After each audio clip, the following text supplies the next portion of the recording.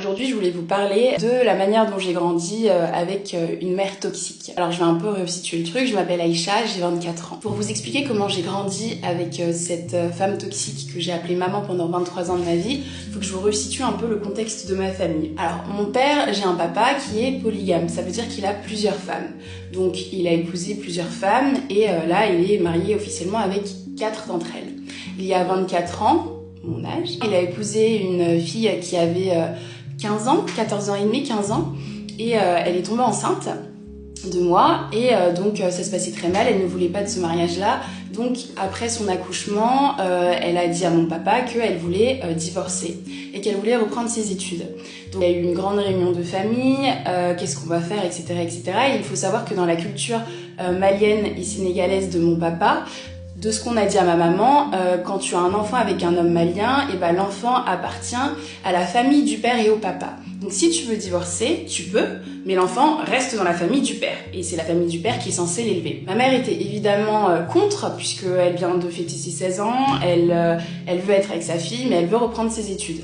Du coup, l'une des autres femmes de mon père lui dit, écoute, bah va au Sénégal, va faire tes études, et puis quand ton année scolaire termine, donc en juillet, août, bah tu reviens au Congo-Brazzaville et tu vas récupérer ta fille. Je vous passe les détails, mais quand elle revient, je ne suis plus là.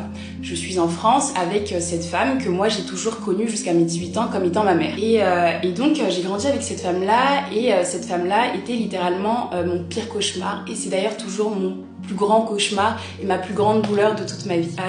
J'ai grandi avec cette femme-là qui était très toxique. Grandir avec une femme toxique et à côté de ça faire sa construction en tant qu'enfant, femme et adulte dans la société, c'est extrêmement horrible.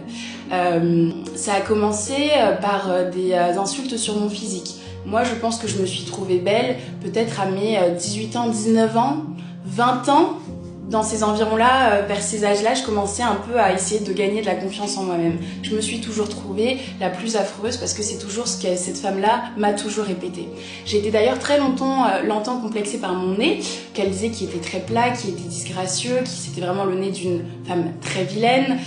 Et donc moi, mon rêve quand j'étais petite, c'était de me dire quand j'aurais de l'argent, et ben je vais me refaire faire le nez. Je suis complexée à mort par mon nez. Et à côté de ça, c'était des remarques sur mon physique, donc je suis pas une belle fille. Elle me disait même, Aïcha, tu n'es pas une belle fille, tu agis comme une belle fille et tu penses que tu es une belle fille. Une vraie belle femme, c'est peut-être ta grande sœur, tes petites sœurs, mais pas toi. Et elle me disait du coup, toi, mais t'as quand même une bonne âme, tu es quand même une gentille fille, donc travaille sur ta loyauté vis-à-vis de moi et vis-à-vis de la famille, et c'est ça qui va te sauver dans la vie.